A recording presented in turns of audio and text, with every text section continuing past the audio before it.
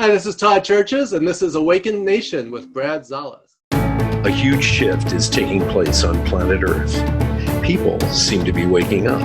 Tired of the way things used to be, they are creating something brand new and changing the world we live in. My name is Brad Zales, and I get to sit down with the next generation of idea makers, the disruptors, and the game changers. Everyday people, just like you and me, from all over, who are doing amazing things. Welcome to Awakened Nation.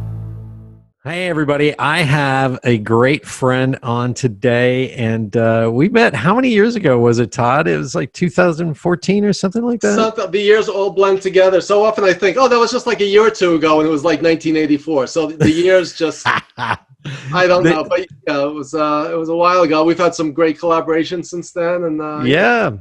Well, a fellow New Yorker, you were born in New York. I became a transplant, but we were just talking in the green room about what it's like to be a real New Yorker. Am I right? That is true. Native New Yorker. Mother from the Bronx, my father from Brooklyn. I'm from Queens, and so covering 3 of the 5 boroughs. There you go. Yeah. We're going to talk about that today, and the Yankees and all kinds of stuff. So get ready, everybody. Strap in. We're going to be talking about visual leadership, and my buddy Todd is the man who wrote the book on it. So let me read your bio real quick.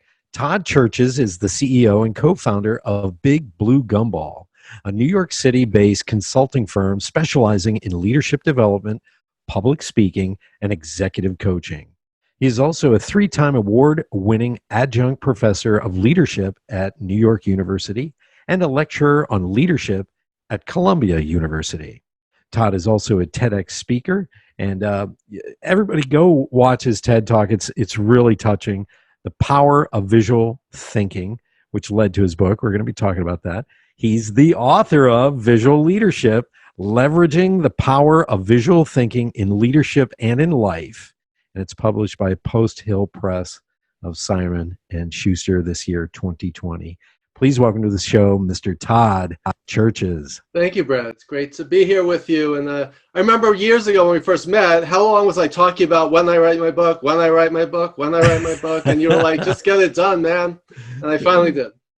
The great part about this is you helped me develop my workshop and my workshop style. But you've been doing this for an incredibly long time, so I felt like I was really in good hands. And what was hysterical is when we started doing this first round of trainings and workshops, you were the DJ, man. You kept bringing up songs during the breaks that fit along the generations we were talking about. And that was funny. Yeah, I was trying to theme the music. I have my different Spotify mixes when I'm teaching. I have my time management mix. I have my visual leadership mix. I have my change management mix featuring Bowie's changes. So it's just sets the mood, sets the tone, and makes it fun. There's so much boring training out there. We've all seen it. We've all been in it. And it's like, why torture other people if you know what it's like to be on that end? So I try to make training entertaining, which is my company's motto, by the way. I love that about it.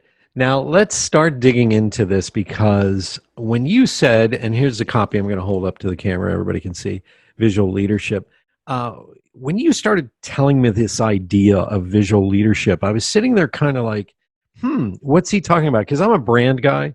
So I'm not a huge football fan, but if you put up, the Raiders logo or you put up the Giants logo, I immediately have a story. I immediately have a story in my head, and I can go with that. So I was thinking, maybe that's what he's talking about. But let's talk about you being in China and actually discovering this. Yeah, I mean, it's one of those things that once you introduce it to people, they're like, oh yeah, I do that all the time. I never knew there was a word for it. I never really thought about it before. So it creates awareness and allows people to do it more effectively. So basically, long story short, I moved to LA years ago. I talk about this in my TED Talk. And I took a job. I was in the TV industry for years, which was my dream. But after a series of horrible bosses, you've heard some of the horrible stories. The boss who threw the box of pens at my head, and keeping an abuse log, a daily abuse. When you get to keep a daily abuse log, you're not the greatest job of all time. So basically, I left my job at one of the top TV networks. I won't say which one, where I had that psychotic boss, but the network had a C, a B, and an S in its name. So I left that company to take a job as a project coordinator as a theme park company, just because my friend was working there. I just needed to get out. I just needed a job. And we were working on this theme park project in China, and I was doing budgets and schedules and stuff. And then the project manager moved to another job, and like, oh, you're now the project manager. Oh, and by the way, you need to go to China to oversee the installation. And I didn't have a passport. I didn't know where China was on a map. I was 30 years old at the time. And so we manufactured these life-size robotic animal figures in LA, kind of you would see at Universal or Disney, and we shipped them across the Pacific Ocean in shipping containers. And I get there to oversee the installation with just two of my crew members, a mechanical guy and an engineer, and no one spoke English. Well, everyone there was Chinese. It was Shenzhen, China, back in '92, when it was not the high-tech hub it is today, right? So it was agricultural and industrial. Most of the people there had never seen a Caucasian before. So and I'm 6'4", so people like staring at me, taking pictures. I was actually holding babies and people taking pictures of me. It was a little surreal. But we needed to get this installation done, and we didn't speak Chinese. They didn't speak English, including their translator, who spoke almost no English. So what did I do? I said, we have to communicate here. And I picked up a pen and paper and just started drawing and sketching and pointing. And so I said, it turned into a game of Pictionary and charades. So 2 words sounds like tape measure, so it's like just trying to figure out how to communicate, and we got it done. So I realized later on that, communication, we always think about what words we use and how we say it, but we also communicate, as we know from the famous Moravian study, right, about body language and tone of voice. We communicate in a variety of different ways, and one of which is visually through both pictures and imagery and drawing, but also in visual language. So that's when the light bulb went off. And it kind of laid the foundation for a lot of my work ever since. That's incredible. And what has been amazing to me is I've seen you work. And so when you put together a PowerPoint presentation, and we all talk about this, death by PowerPoint, your PowerPoints are very different than everybody else. You want to talk about that? Because they are visually driven, but they don't waste time. Yeah. I mean, when people, the whole death by PowerPoint thing, my brother always says, PowerPoint was not invented to be a torture device, right? It was intended to be a means of communication. And yet we torture people with bullet point slides. And if the slides are up on the screen, what happens? We're reading them off the screen as if it's a script or a teleprompter. We've seen Steve Jobs, he was one of the masters of communication with PowerPoint, visuals, communicate with visuals, imagery, storytelling, metaphor. We can talk about all those different things, but the less text up on the screen, the better, because if it's up there, our slides should be supporting us, not competing with us. And so many people, when I ask them about their slides, people know they're not good, but they don't know a better way. So, and again, PowerPoint slides is just one component of a very common area of using imagery to support our messaging. Yeah, I used to get PowerPoint requests and slides back before we had PowerPoint. We had to make them by hand. And there was always some doctor who wanted 14 points on one slide. And we were like, well, you can't do that. And they'd argue with us. It's like, it's got to be a 2-parter. I don't go any higher than 5 points. And I take them out, because people only remember 3 points. Yeah, generally, And people, what often happens is a manager will say, we don't want a lot of slides, so you're only allowed 5 slides. So what do people do? They pack 50 slides worth of stuff onto 5 slides, which is not, so it's not about the number of slides, it's not about the quantity, but the quality. And it's ultimately about getting your message across in the most effective way. I agree. I think people use PowerPoint as a crutch to not memorize their speech or their patterns within the speech. So they just turn around, they look and they go, oh, okay, we're going to talk about number 6 now. That's a bad crutch. I recommend giving that up. You're the guy we should talk to. Now, this is a powerful thing, and you taught it to me. And this is the difficult conversation part. And you talk about this in your book, and you lay it out, how to do the matrix, and how to do you actually visually lay it out, like the feedback sandwich, heroic conversations, dealing with those. Can you take us through that process? Because some people complain about the feedback sandwich. I think it is the greatest thing to do, but let's go on that journey with this. Yeah, when we talk about the power of using mental models and frameworks, right? There's Maslow's hierarchy of needs. There's all SWOT analysis, right? There's all kinds of matrices, step ladders, pyramids, etc. Right? What's the reason? One of the expression "thinking outside the box" has become a cliche, right? But one of the things I say is it's become a cliche because it's overused. But one of my mantras is you need to think inside the box before you can think outside the box, right? Life and society and business and work, we live in a messy, complex world. But if we could create some kind of framework that we could put the messiness in so that we could see it more clearly, then you see solutions that you wouldn't have seen otherwise. And again, that's the power of visual thinking. And a metaphor I just came up with literally the other day in the kitchen, because these things could come to you anywhere. If you had a silverware drawer and you just threw all the silverware in and you needed to put together 4 place settings, how long would it take you? A while to figure out the 4 spoons. If you had a drawer with the different compartments, how long would it take you? How much quicker would it be to take the 4 forks, 4 spoons, 4 knives out of the 4 compartments, right? So one is just messy and complex. The other is simplifying complexity by putting things into boxes so you could see solutions more clearly. So I love that metaphor because it really resonates with people. But that's what we're all trying to do, is find simpler, clearer solutions out of the messiness of life. So, wow, that is powerful. So I'm going to ask you about the Yankees, my brother. All right. And your dad. And for those of you who are listening, I want you to, how do we get a hold of you, Todd? What's your websites that we should go to? My brand new website, which just launched recently, is literally my name, toddcherches.com. So that's, I also have, my company's called BigBlueGumball, and I also have BigBlueGumball.com, but my brand new site for my book and my speaking and everything is Todd Cherches, CHERCHES.com.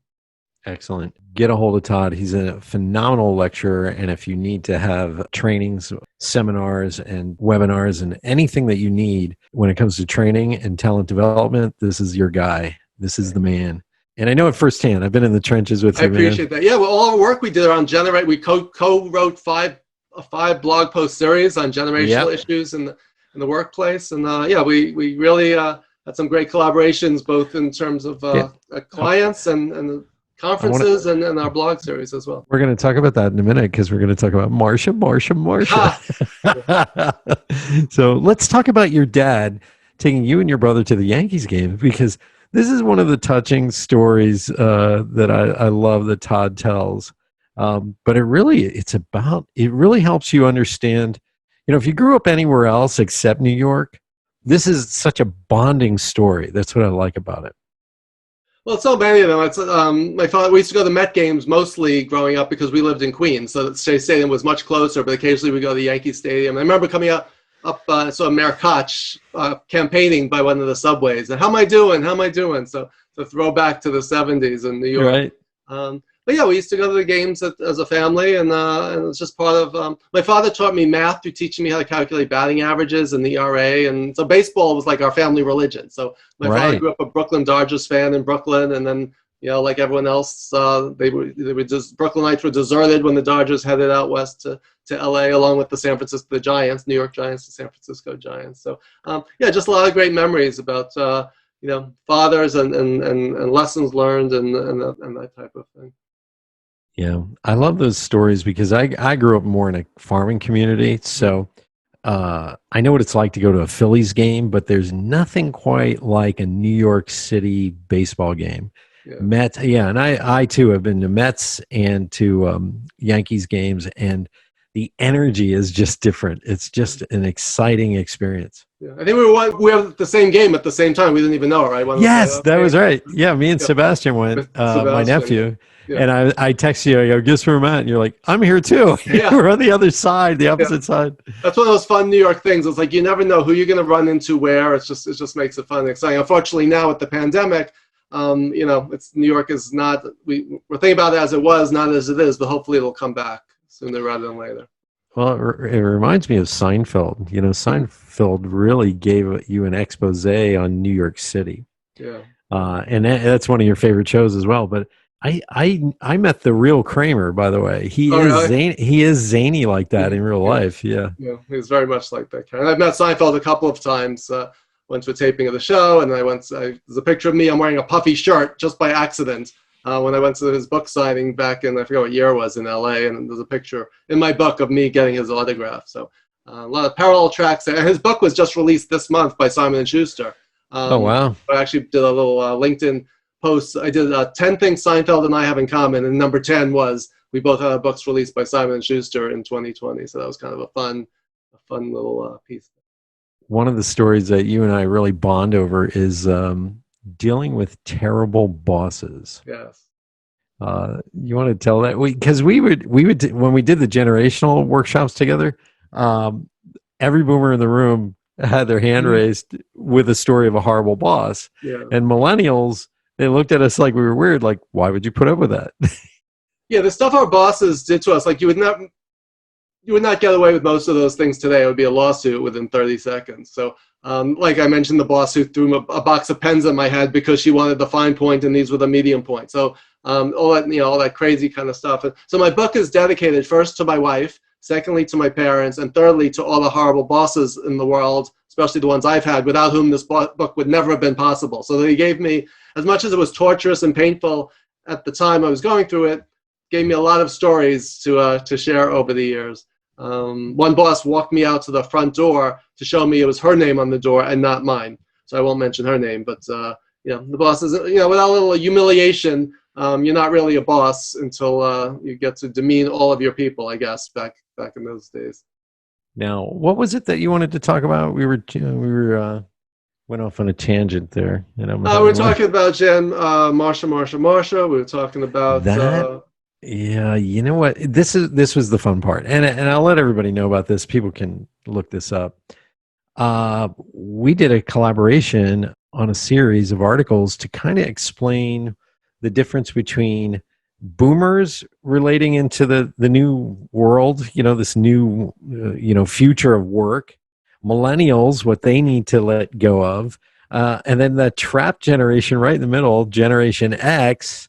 And I got to tell you, we had so much fun writing that together because you and I have this big thing in common, which is we tell the stories of our childhood, but we connect the dots to what's happening today. So the funniest part was when we came up with the idea that Gen X is the middle child, on the Brady Bunch, Marsha. Or she would yell out, Marsha gets all the attention. Yeah, and it's true. It's overlooked, and just like Gen X, they're just millennials and boomers get all the attention, and Gen X is sitting there saying, "When's it my turn?" Jan Brady, yeah.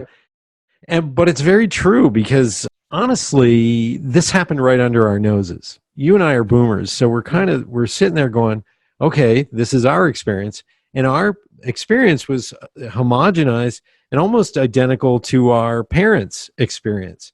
At some point, we got to a certain age where we would think exactly like our dad and mom, and we go, you were right. And you would just assimilate into their thinking. I think it was Mark Twain who said, my dad, he was stupid, but when I was turned 21, he was the smartest man I ever met.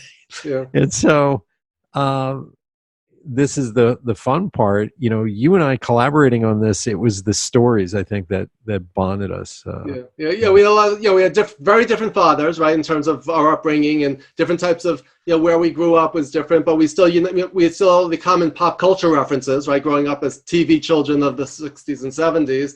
And then, that different mentality. And again, you don't want to stereotype any generation, but there are commonalities and there are trends and patterns that play out. And we did some things like, as a baby boomer, what happens when your boss is 20 years younger than you, right? That's a real practical thing. In the old days, that's not how things went, right? There was seniority. Right. It was like pay your dues.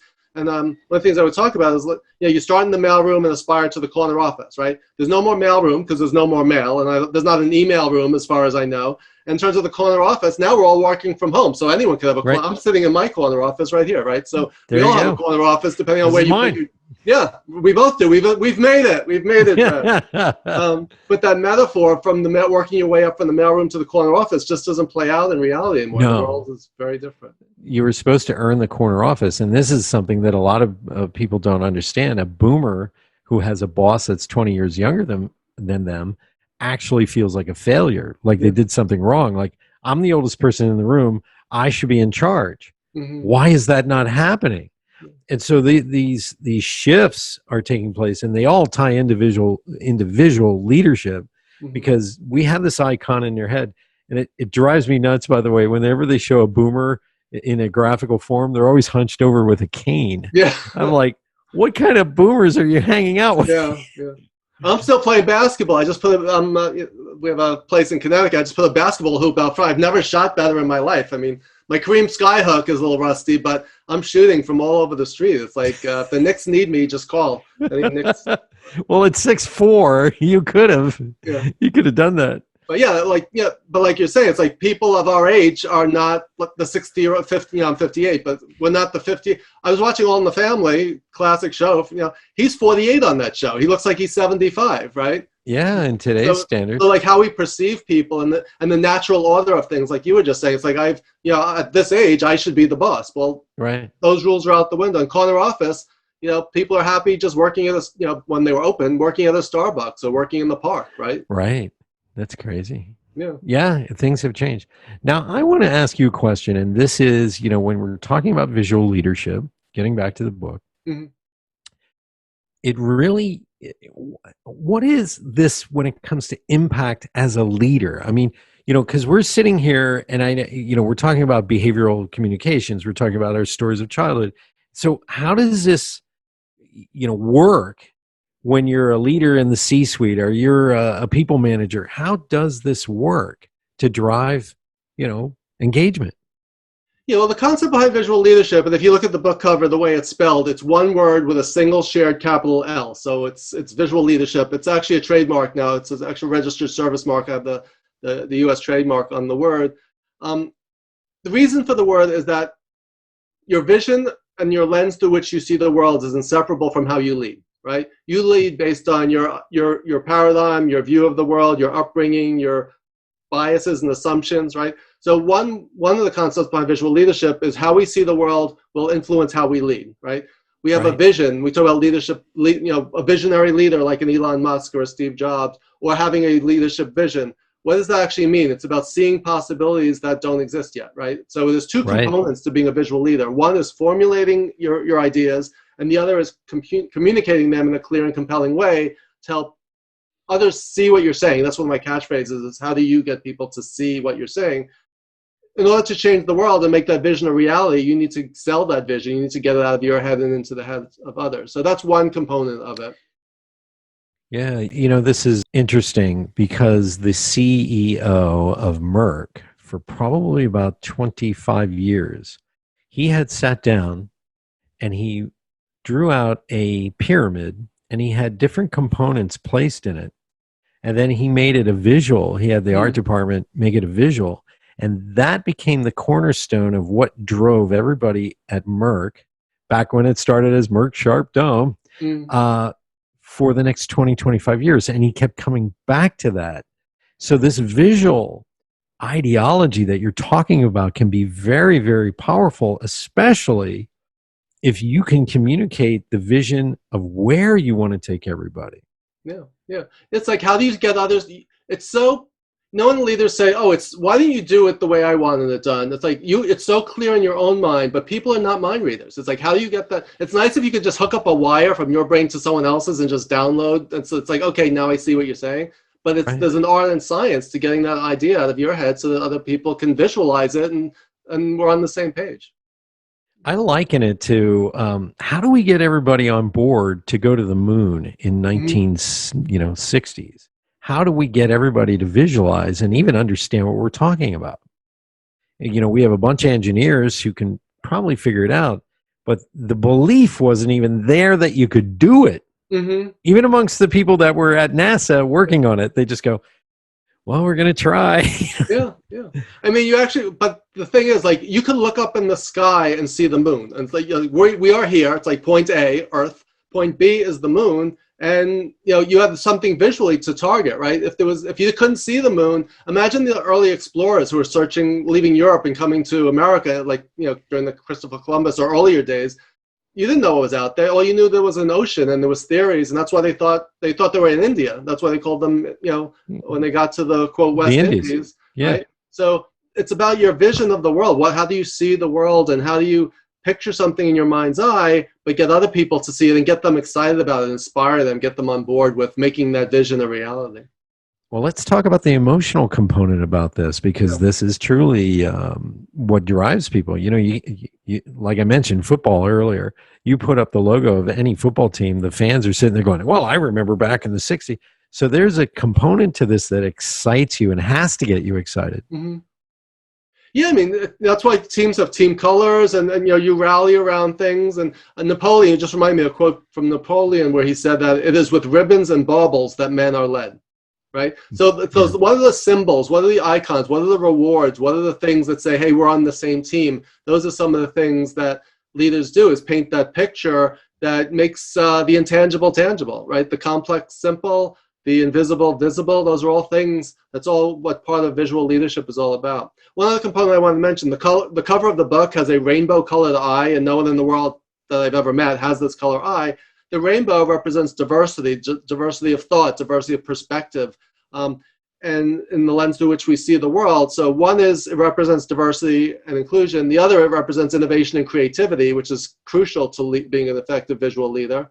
And the other concept I've been talking about lately, is flipping the eye. Can you turn that eye around and look at yourself and your values and your belief systems from the perspective of others, and can you see the world through the lens of others who are different from you? So those are some variations on the concept of visual leadership, all of which are important. It's about how you see things, and can you see things from the perspective of others.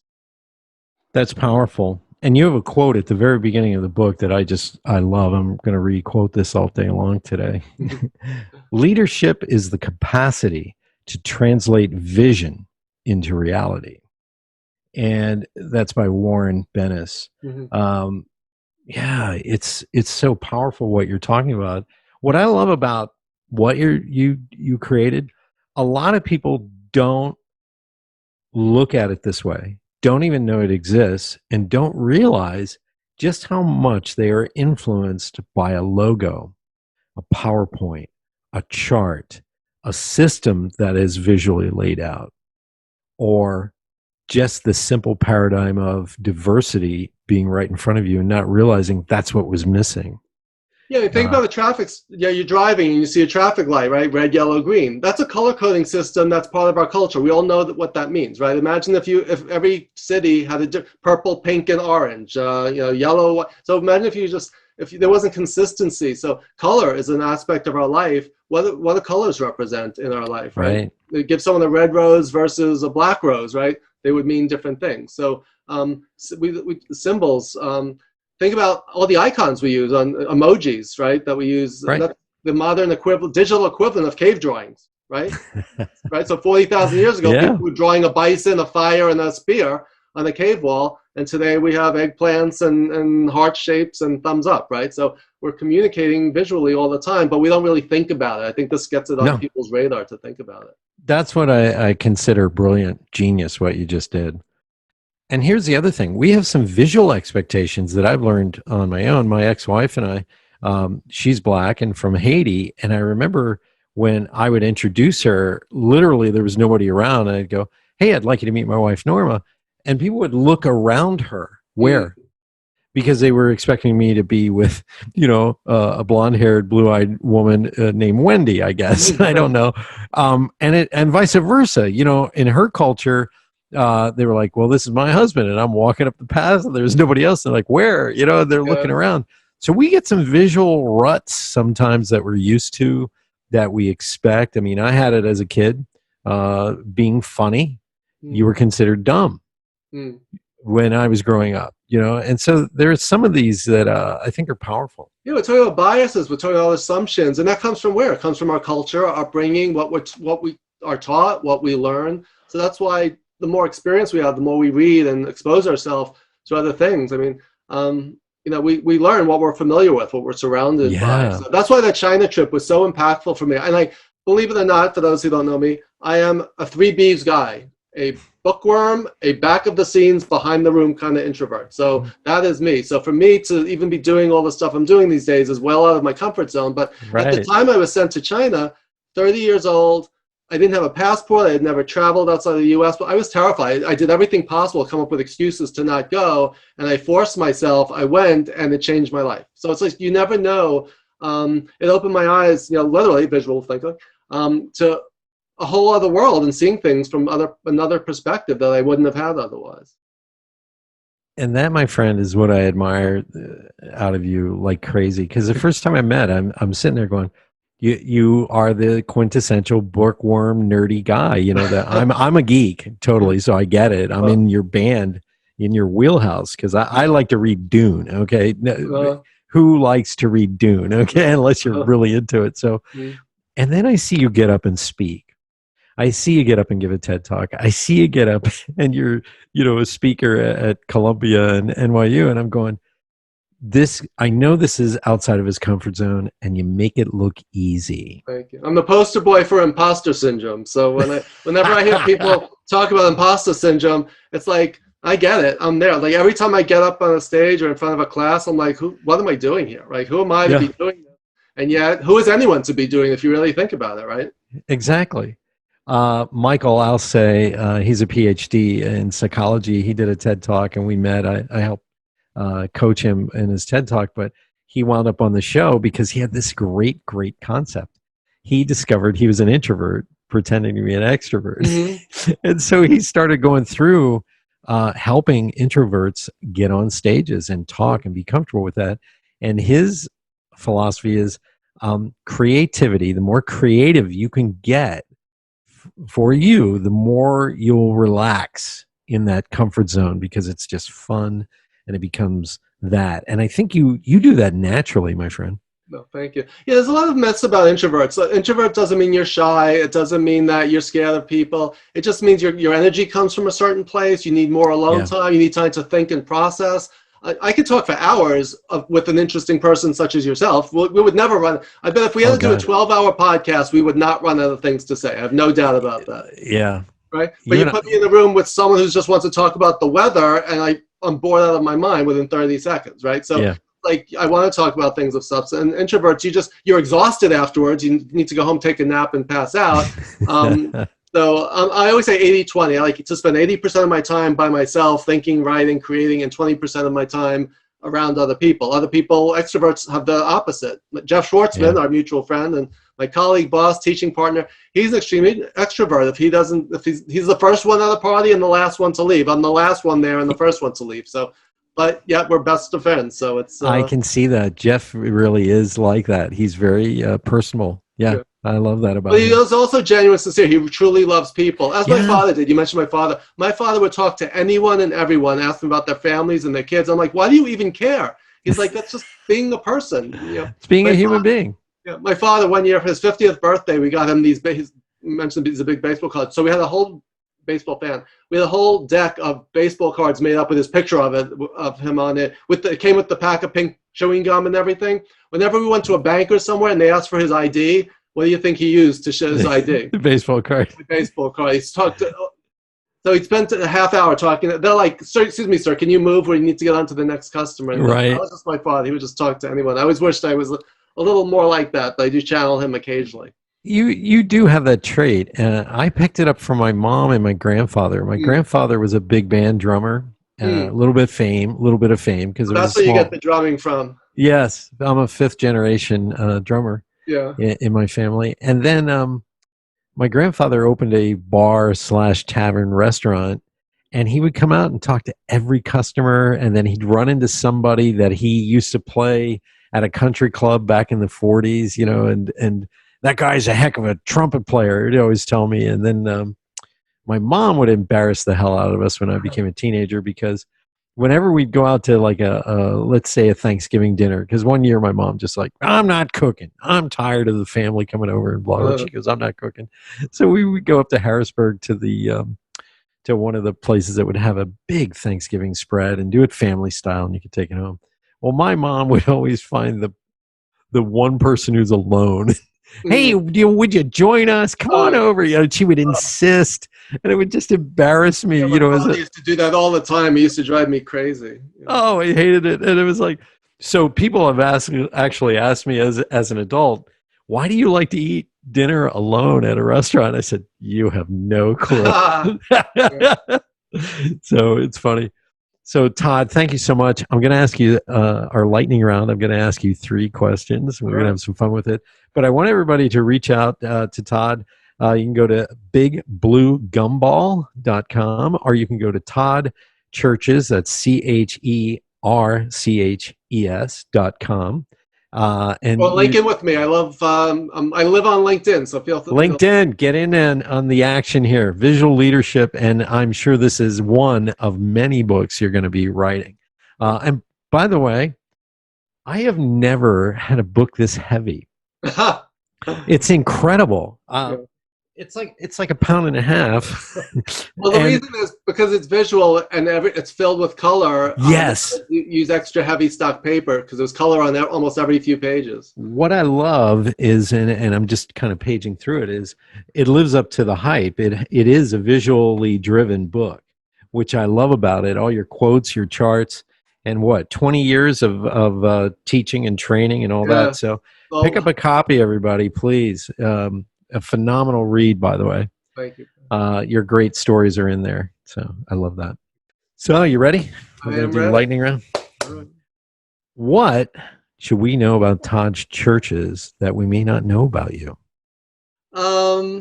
That's a tough one. Well, one is I read the complete works of Shakespeare by the time I was 18, so that's one of my claims to fame. I was extreme. So in addition to watching television, I don't know how many hours a day, I also was a reader. So I started with Hamlet. I started with Romeo and Juliet and Julius Caesar. Then my teacher, Mr. Patterson, got me so hooked on Shakespeare that I picked up the Riverside Shakespeare and I went one after another, and I finished all 37 plays, 154 sonnets, and 4 poems by the time I graduated from high school. So that was my one of the things that not everyone knows about me. Which one was your favorite? Hamlet? I love Hamlet, but I love King Lear, and my favorite comedy is Twelfth Night. Nice. I got hooked on Hamlet. We had Elizabethan literature in high school. And so we went right from Chaucer's Canterbury Tales into Hamlet. Yeah. And I was behind on my homework. So I said to my teacher, Mr. Barry, he loved me to death. I said, I will do Hamlet's soliloquy as Richard Burton, which I did. And we had so much fun. He laughed. He goes, all right, you have a week. Okay, you better do it. Yes. So I assume that was before your Christopher Walken days. Because I'd like to hear a little To Be or Not to Be as Christopher Walken. I think I'd pay to see that. Well, Walken, you know what he does? He removes all the punctuation on every script he ever receives. So you could say it to be or not to be. Right? We go like that. Deserves a round of applause. That's funny. But that is fascinating that you are into that. Yeah, I was just watching the Olivier movie version of Hamlet, which I had never seen before. I'm really he changes a lot of things. So if you're like obsessive, have OCD like me, it's like, wait, they skipped a line. Wait, why'd they move this? He actually moved the to be or not to be speech like to 5 minutes later than it's supposed to. I read the reviews. They said, if you want to enjoy it, forget you ever read it and just watch it and let it and just enjoy it. Because otherwise, if you sit there like with my analytical, critical brain, instead of enjoying it, I'm picking it apart. So I need to just let it go, and it was great. Yeah. What's his name did Hamlet? That was really good. I'll think of it later. But there are several versions where you just go, oh, I got to watch that one. So it's exciting. So my second question is, what pisses you off? The list is endless, so I don't even know where to start. As a New Yorker, don't ask a New Yorker what pisses you off. That's well, you carry it well. You don't seem like you get angry. Oh, I mean, no, I just keep it internally until I just explode. What pisses me off? People who are not nice. Like, again, we talked about the asshole bosses before. It's like, don't be nice, be kind. Everyone's just trying to make a living and do their job and do the best they can. And, treat people nicely. It's like, if someone doesn't understand something, maybe it's your fault. Maybe they're not an idiot, right? So it's like, just when you're a manager, everyone's just right now trying to get by. If you're in a store or whatever, be nice to the person behind the counter. If they're a jerk to you, that's one of the things I'm very patient with people who are trying and figuring out if they care. If someone doesn't give a crap, that pisses me off. Like if someone has a bad attitude, it's like, we've all had jobs we didn't love, but it's like, let's just try to make it through this. So that's what I would say. Bad bosses and just mean people. Wow. Yeah, you did. That's a trait New Yorkers have. We will keep it in. And then when we explode, it's usually because that person deserved it. So. Forget about it. Did you see the Mel Gibson version of Hamlet?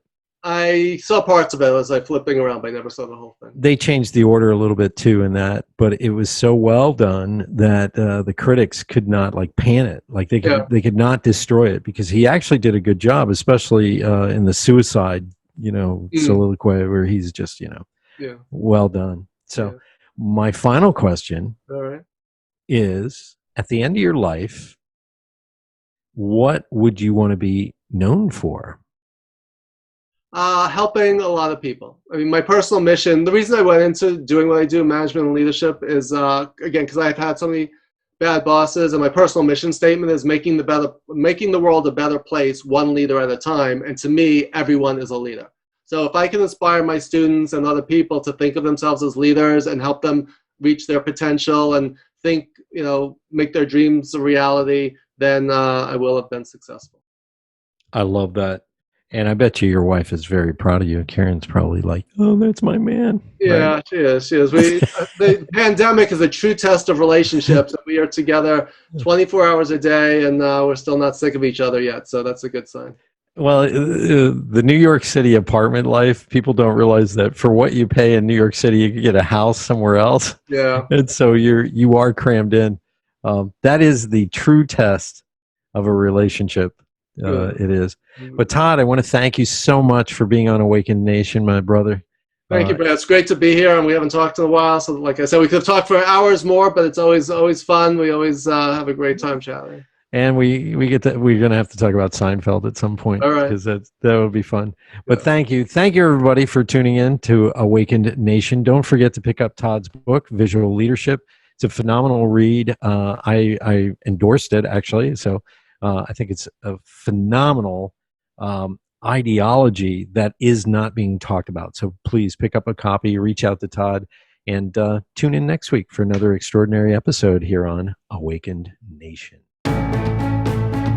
Thank you so much for being a big part of the Awakened Nation movement. This is how you can help me and our extraordinary guests. If you guys enjoyed this episode, please share it out on Facebook, Twitter, and Instagram. And let's grow this movement by word of mouth. Our success will be because of you. Thank you, and see you next week.